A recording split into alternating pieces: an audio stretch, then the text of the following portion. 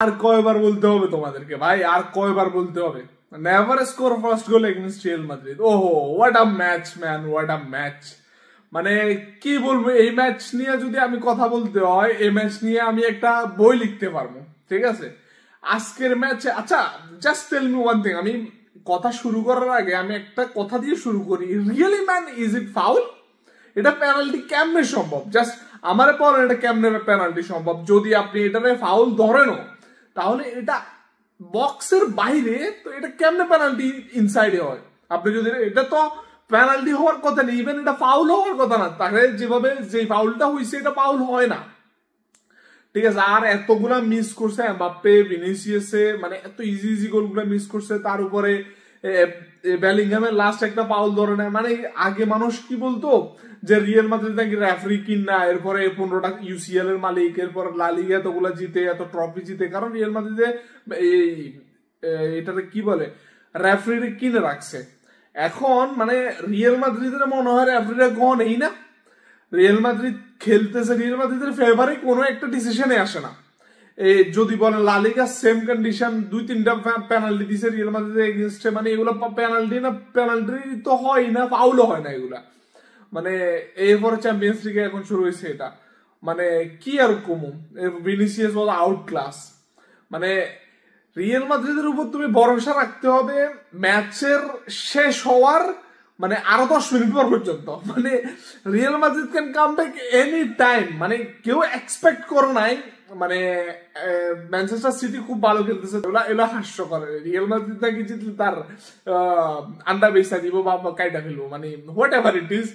মানে তো রিয়াল মাদ্রিদের কে আপনি ট্রোল করতে পারবেন না, রিয়াল মাদ্রিদের উপর ভরসা আপনি হারাইতে পারবেন না। ঠিক আছে, আমি আমার ফ্রেন্ডে বলতেছি ম্যানচেস্টার সিটি জিতবো, কারণ তাদের ফর্ম ভালো, তাদের প্লেয়ার ভালো, এবং গার্দিওলা সে জানে কিভাবে কখন কারে সাব করতে হবে।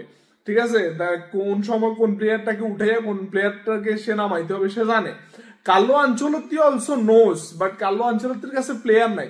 রিয়াল মাদ্রিদ এই রিসেন্ট টাইমে মনে হয় এই বছরে রিয়াল মাদ্রিদ 30টার উপরে, অলমোস্ট 30টার উপরে ইনজোর্ড প্লেয়ার ইনজুরি হয়েছে, তাদের ইনজুরি সাফার করছে। এখন দেখেন তাদের মধ্যে একটা মেন ডিপেন্ডার তাদের নাই, একটা মিডফিল্ডার নাই, তাদের শুধু আছে কি সামনে বলো না, উপরে দিয়ে একদম ফিটফাট, ভিতরে কিচ্ছু নাই। ওই সিস্টেমটা ওই রকম। রিয়াল মাদ্রিদের অ্যাটাকিং এ মানে সবগুলা রকেট বসে রাখছে, আর ব্যাক সাইডে একটা বন্দুক নেই। এইটা হচ্ছে সিস্টেম আর কি রিয়াল মাদ্রিদের।